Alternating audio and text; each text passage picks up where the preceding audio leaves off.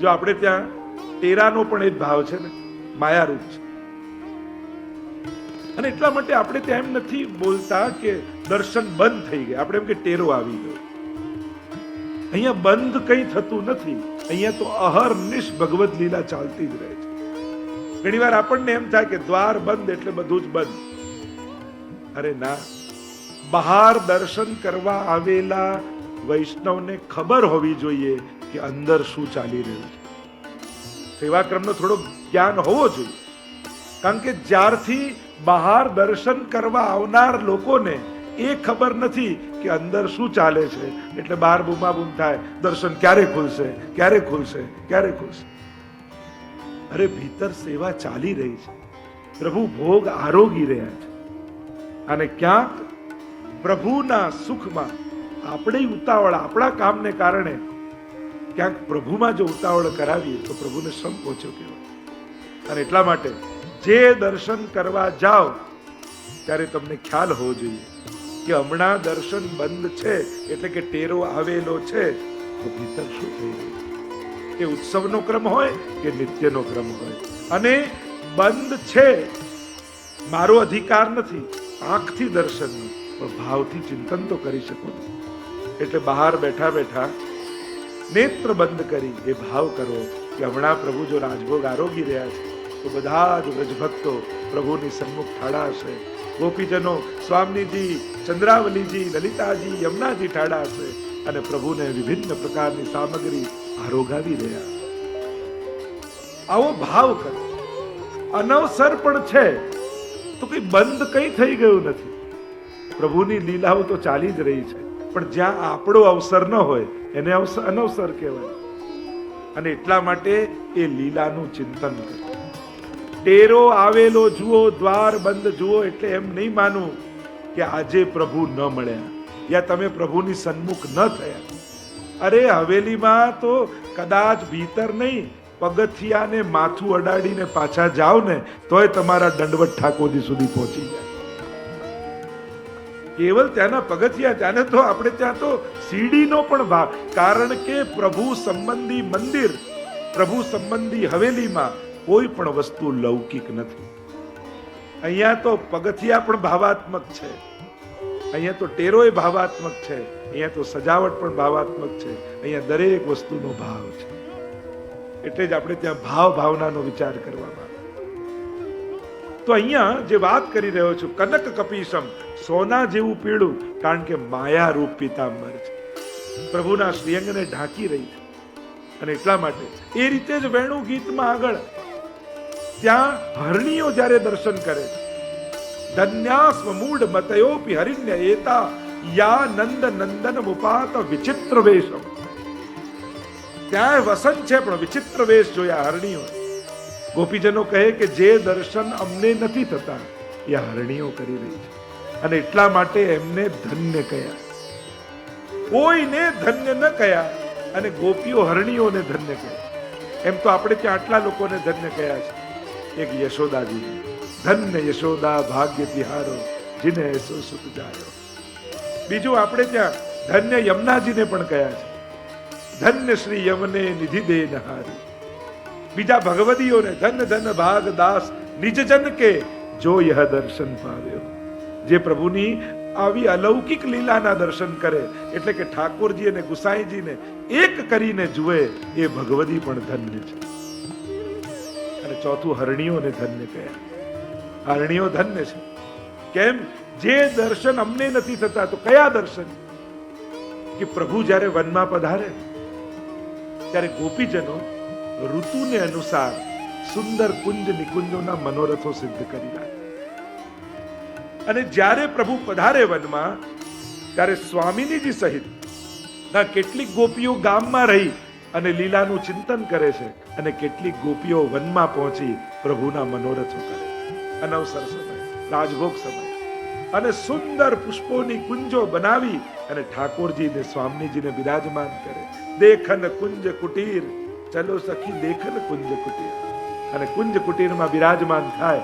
પણ એ સમયે જે મનોરથ કર્યો હોય અને યશોદાજીએ જે વસ્ત્ર ધરાવીને મોકલ્યા હોય, તો એ વસ્ત્ર વડા કરીને અને મનોરથને અનુસાર ગોપીજનો ઠાકોરજીને વસ્ત્ર ધરાવે. તો એ મનોરથ જ્યાં સુધી ચાલે ત્યાં સુધી એ મનોરથના વસ્ત્રો ધરે અને પાછો આવવાનો સમય થાય એટલે ફરી યશોદાજીએ જે ધરાવ્યા હોય એ ધરાવી. એટલે અહીંયા ધન્ય કહ્યા કે જે મનોરથ સમયે પ્રભુની શોભા વસ્ત્ર શૃંગારની હોય એ અમને અહીંયા દર્શન નથી થતી, પણ હે હરણીઓ તમે ધન્ય છો કે તમને આ દર્શન થઈ રહ્યા. વસનમ મધુરમ, આ માધુર્ય યુક્ત વસન વસ્ત્ર છે. તો એક પિતાંબરા, બીજું પિતાંબર તમે ભીષ્મ સ્તુતિમાં છે. ત્રિભુવન કમનમ તમાલ વર્ણમ રવિકર ગૌરવરાંબરમ દધાને વપુરલકકુલા વૃતાનનાબ્જમ વિજય સખે રતિરસ્તુ મે નવત્યા. હે પ્રભુ, ભીષ્મજી પણ કેવા ભાગ્યશાળી છે. અંત સમયમાં જેને સામેથી પ્રભુ દર્શન આપવા પધારે એનાથી સૌભાગ્યશાળી બીજું કોણ? આપણા તો અષ્ટ સખાઓ જુઓ ને, છેલ્લો સમય હોય ને ગુસાઈજી પહોંચી જાય. હા સુરદાસ, ચિત્ત की वृत्ति कहाँ है? अरे कुमंदास, चित्त की वृत्ति कहाँ है? राधे बैठी तिलक सवार. યુગલ સ્વરૂપની લીલામાં ચિંતન જાય. એવા જ ભાગ્યશાળી અમારા ભીષ્મજી, પ્રભુના છેલ્લી સમયના દર્શન.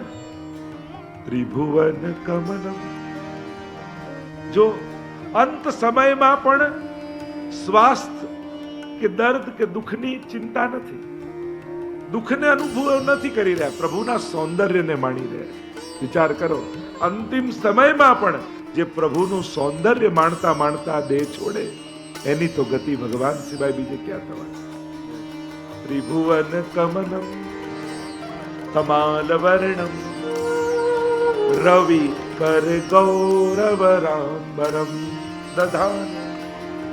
કેવું પિતાંબર છે? પીળું જ, પણ સૂરજના કિરણો જેવું. રવિ કર ગૌરવરાંબરમ દધાન.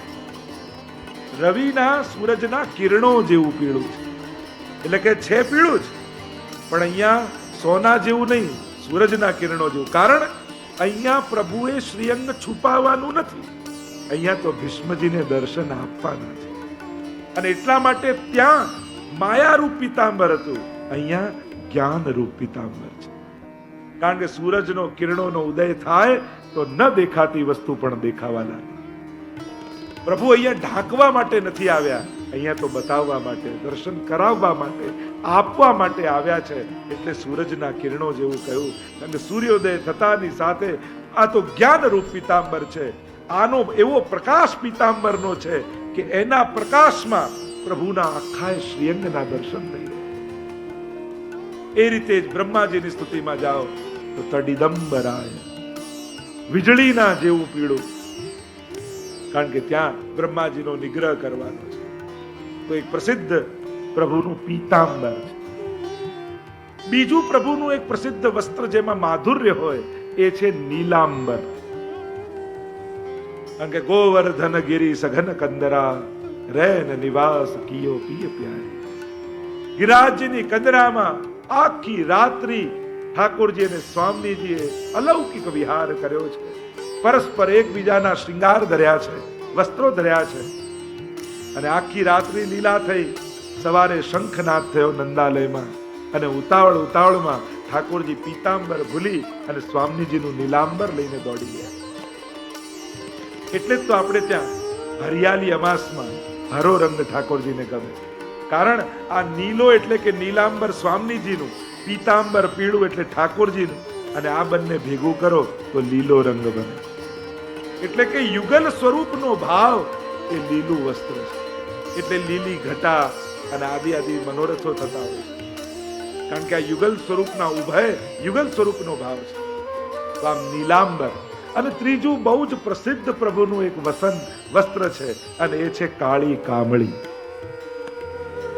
અને જો કાળી કામળી પ્રભુને ન મળે યા ખોવાઈ જાય. એક વાર એવું થયું કે પ્રભુની કામળી છુપાવી દીધી વ્રજભક્ત. અને છુપાવી દીધી. અને ઠાકોરજી વ્યાકુલ બેચેન થઈ ગયા. અરે ગૌચારણ કરવા જવું છે, બધા વસ્ત્ર શૃંગાર તો ધર્યા, પણ કાલી કામળ વગર કેમ જવું? અને શોધતા શોધતા મૈયાને પ્રશ્ન કરે છે, मेरी कामर कौन लई? लाला वो कामर तो गई, अब भूल जाए आपको नहीं मिलेगी. और ठाकुर जी अश्रुपात करता जाए.